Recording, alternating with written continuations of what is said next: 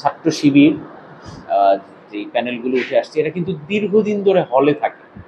আমরা কিন্তু হলে থাকছি না বা থাকি নাই এতদিন। তো স্বাভাবিকভাবেই হলের যারা সাধারণ শিক্ষার্থী আছে এদের সাথে আমাদের ওই রকম উঠা বসাটা বা আন্তরিকতার জায়গাটা একটু কম। এখানে আন্তরিকতার জায়গাটা অনেক ইম্পর্টেন্ট। ঠিক আছে, এখানে দল না, এখানে পার্সন ভ্যারি করে, ব্যক্তি ভ্যারি করে।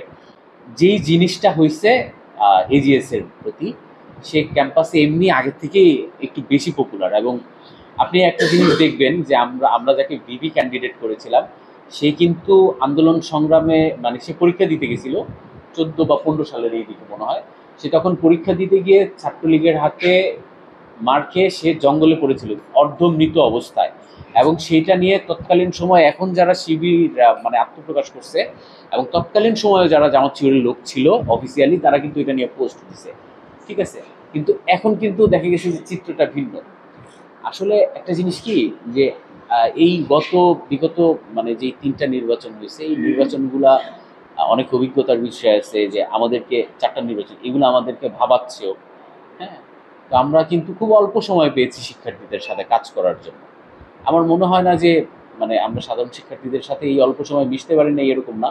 খুব অল্প সময়ে এত ভালো রেজাল্ট, আমি বলবো আলহামদুলিল্লাহ। 5ই আগস্টের পরে আমরা বলেছি যে ছাত্র রাজনীতিতে আমরা একটা আমূল পরিবর্তন চাচ্ছি।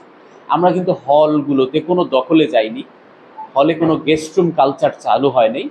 কিন্তু দুঃখজনক হলেও এই বিষয়টা এখন আমার মনে হয় সাধারণ শিক্ষার্থীদের কাছেও স্পষ্ট যে হলগুলো এখন মানে খুব অপ্রকাশ্যে শিবিরের একটা কন্ট্রোল আছে।